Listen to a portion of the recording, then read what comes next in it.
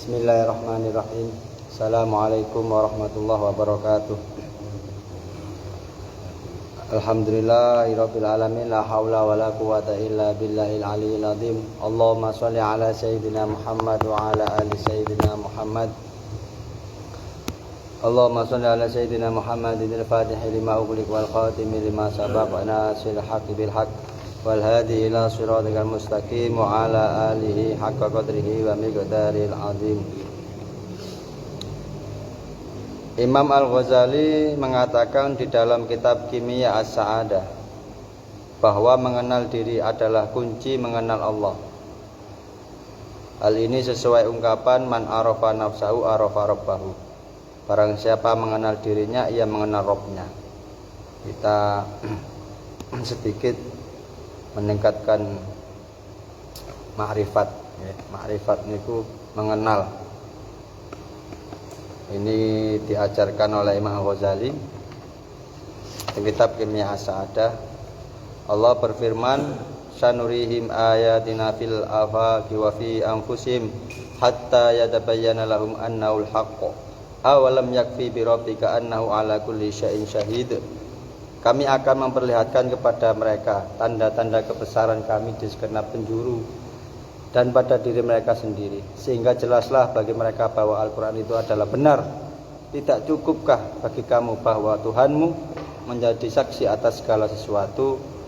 Surat Fussilat ayat 53. Nanti saya mencari, buka itu Al-Qurannya. Beliau Imam Al-Ghazali mengatakan, tak ada yang lebih dekat kepadamu kecuali dirimu sendiri. Jika kita tidak mengetahui diri kita sendiri, bagaimana dapat mengetahui yang lain? Pengetahuan kita tentang diri sendiri dari sisi lahir seperti bentuk muka, badan, anggota tubuh dan lainnya sama sekali tak mengantarkan kita mengenal Rabb. Begitu juga pengetahuan kita tentang karakter fisik, lapar, makan, nek sedih, menangis, marah, menyerang, itu bukan kunci makrifat. Jadi beliau Imam Ghazali mengatakan perjalanan batin sebetulnya. Gini, ada beberapa poin pengetahuan yang benar tentang diri meliputi hal berikut. Yang pertama, saya mencatat jadi pertanyaan pada diri sendiri, biar kita makrifat. Sama-sama berusaha, kita tahu ilmunya. Di sini dijelaskan oleh Imam Al-Ghazali. Poin yang pertama, pengetahuan yang benar tentang diri meliputi hal-hal berikut. 1. Siapa aku? Ini yang bisa jawab sampean dewi nanti. 2. Dan dari mana aku datang?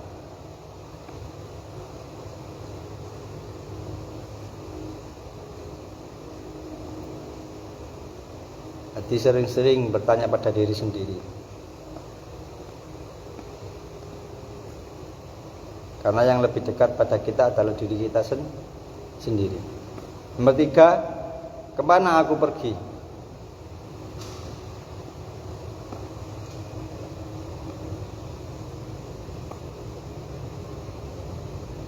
Nomor 4, apa tujuan kedatanganku di dunia ini? Ini yang harus sampean gali. Nanti sampean jawab sendiri ya.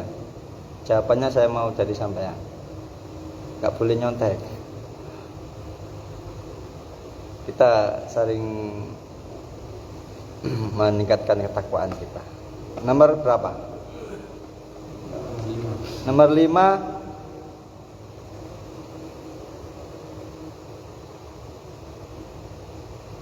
dan tujuan persinggahanku di dunia ini. Apa tujuan persinggahanku di dunia ini? Tadi kedatangan, ini singgah. Kita singgah di dunia ini untuk apa? Apa tujuan kita singgah di dunia ini? Jawabannya nanti sampean sendiri.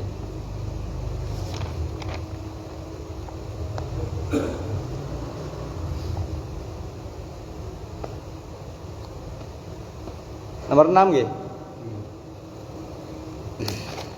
Di manakah kebahagiaan sejati dapat kutemukan?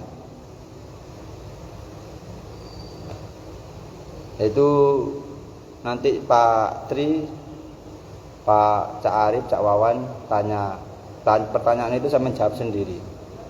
Boleh saya mencatat, nanti pada presentasi, tak boleh nyontoh. Apa yang sampai ketahui sampai tulis gitu aja. Tak baleni mana? Arti untuk mengenal Allah, untuk makrifat Allah, itu pengetahuan tentang diri. Yang pertama, siapa aku dan dari mana aku datang, kata Imam Ghazali. Kemana aku pergi, apa tujuan kedatanganku di dunia, apa tujuan persinggahanku di dunia, di manakah kebahagiaan sejati dapat kutemukan. Ada berapa pertanyaan? Ada 6 pertanyaan, itu saya menjawab karena setiap individu pasti beda jawaban. Saya mau dari sampai nanti saya menjawab. Nggih, paham nggih? Cak Awan? Pertanyaan itu kan beberapa pertanyaan. Saya menjawab. Di sini kok nanti ada 6 pertanyaan. Ini langkah pertama mengenal Allah. Kemudian Imam Ghazali melanjutkan, ada 3 sifat yang bersemayam dalam diri kita. Ini poin B. Jelaskan lagi.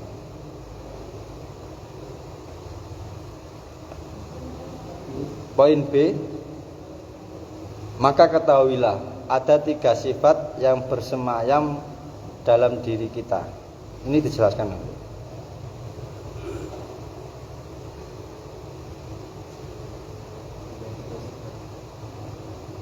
Alhamdulillah, khususnya naruhi sabqatu salim al-fatihah. A'udzubillahi minasyaitonirrajim. Bismillahirrahmanirrahim. Alhamdulillahirabbil alamin arrahmanirrahim maliki yaumiddin. Na'budu wa iyyaka nasta'in. Ihdinas siratal mustaqim siratal ladzina an'amta 'alaihim ghairil maghdubi 'alaihim waladdallin. Amin. Imam Ghazali teng kitab Kimia As-Sa'adah menjelaskan 3 sifat yang bersemayam dalam diri kita. Ini langkah-langkah untuk ma'rifat, mengenal Allah. Sifat hewan yang pertama, yang kedua sifat setan, yang ketiga sifat malaikat. Ini ada dalam diri, semua ada di sini. Saya sampai semua 3 sifat ini ada dalam diri kita.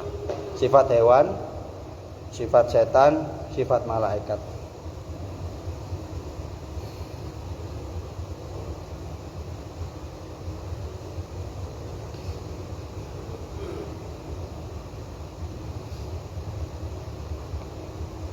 Nggih, sifat hewan, sifat setan, sifat. Kemudian tugas sampean, tugas kita, temukan di antara ketiganya tanda naik turun dan kembali. Itu bentuk perintah yang harus kita temukan di antara ketiganya, tanda naik turun dan kembali. Dan mana yang menjadi karakter seseorang yang melekat tidak dapat dipisah.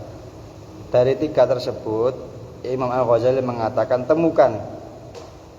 Kemudian mana yang melekat pada diri sampean. Nanti saya jelaskan tentang sifat hewan, sifat setan, sifat malaikat. Di dalam diri kita nang asir iki ya ana hewan, ana setan, ana malaikat. Kemudian tugas asir menemukan mana dari 3 sifat itu yang tanda naik turun dan kembali. Kemudian mana yang paling melekat karakter tersebut yang tidak terpisah. Ini masih bentuk perintah nih. Belum penjelasan ini. Masih pertanyaan dan jawabannya dari Arif.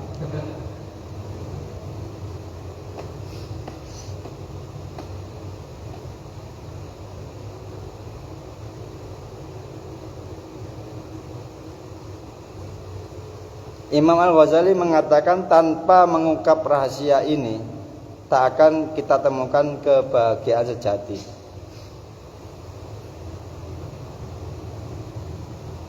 Hewan, setan, malaikat, temukan di antara ketiganya ini yang mana yang melekat pada karakter sampean.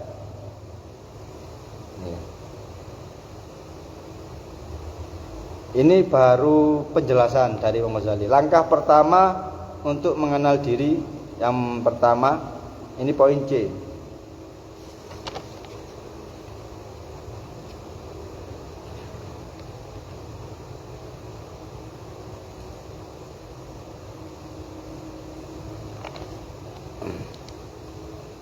Atau nanti sampai fotokopi lah ini. Menyadari ini yang pertama, menyadari bahwa diri kita terdiri atas bentuk luar dan yang disebut jasad. Ini loh badan ini. Jadi dalam diri kita terdiri atas bentuk luar yang disebut jasad.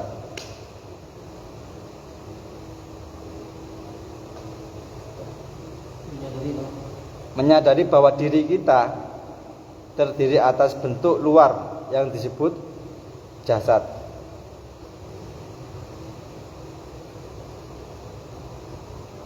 Kemudian langkah kedua untuk mengenal diri,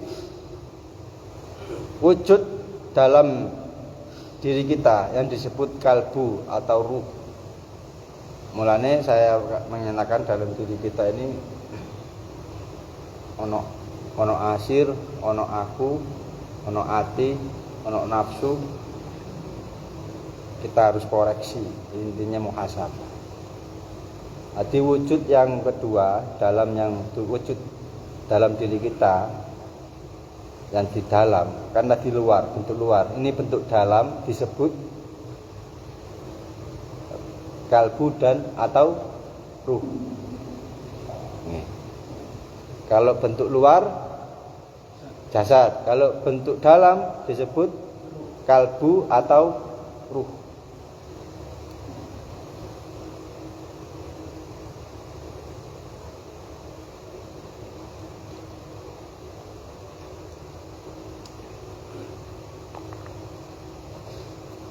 Kopi nih, diunyir Pak Tri. Ini cari ini. Sampai naik ngantuk, sampai turu cari. Enggak apa-apa ya, ini masuk pilek ini. Masuk pilek vitamin C.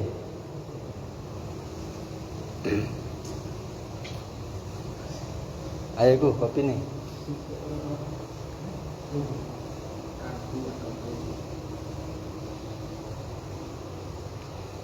Imam Al-Ghazali menjelaskan kolbu. Yang dimaksud bukanlah segumpal daging yang terletak di dada kiri, melainkan Tuhan yang mengendalikan semua fakultas lainnya dalam diri, serta mempergunakannya sebagai alat dan pelayannya. Mengendalikan semua fakultas lainnya dalam diri, serta mempergunakannya sebagai alat dan pelayannya. Nek cara Indonesia itu apa jenenge? Jantung.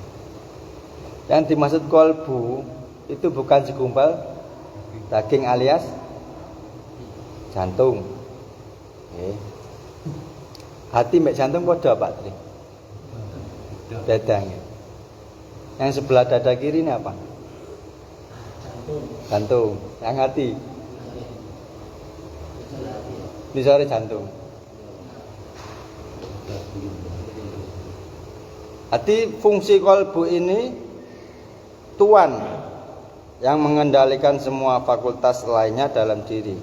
Intinya raja lah. Raja yang mengendalikan semua fakultas anggota tubuh lainnya dalam diri.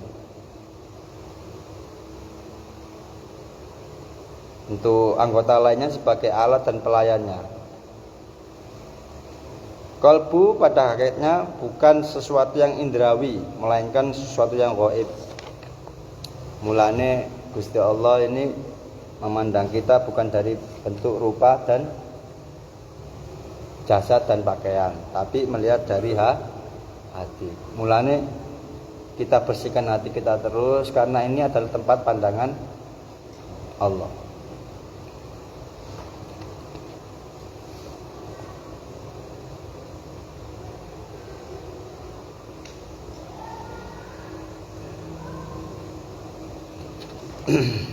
Nggih, kalbu hakikatnya ia bukan sesuatu yang indrawi, melainkan sesuatu yang gaib. Gaib iku ana tapi gak bisa didelok kasat mata. Ada tapi nggak bisa dilihat dengan mata manusia.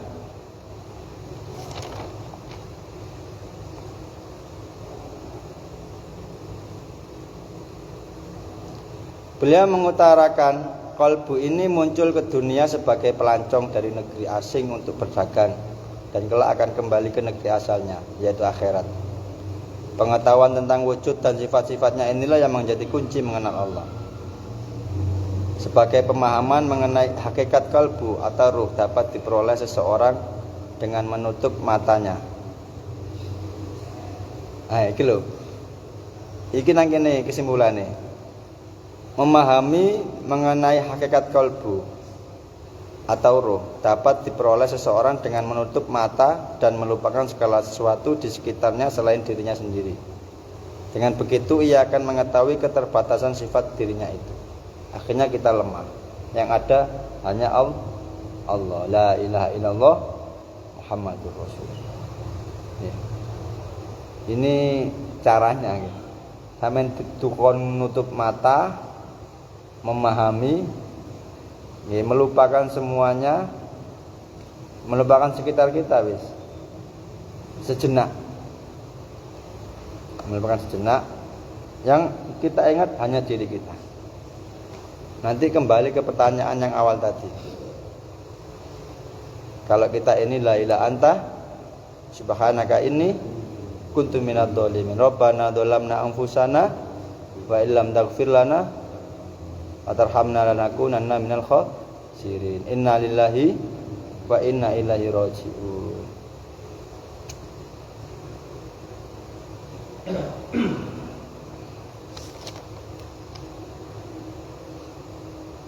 Jadi dari awal hingga akhir intinya kita ini adalah seorang yang lemah. La haula wala quwata illa billahil aliyil azim.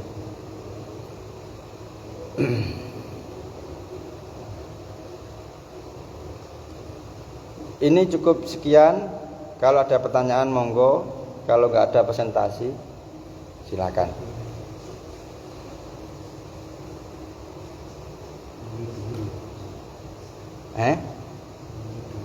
Apa? Kok enteng kok, enteng. Engko kena kok. Yo, kadang kita mempelajari ilmu sing keutamaan jiwa, yaitu kita melancong tinggi lah. Nanti tetap kita jalan bersama. Bimbingan-bimbingan akan kita jalani lah.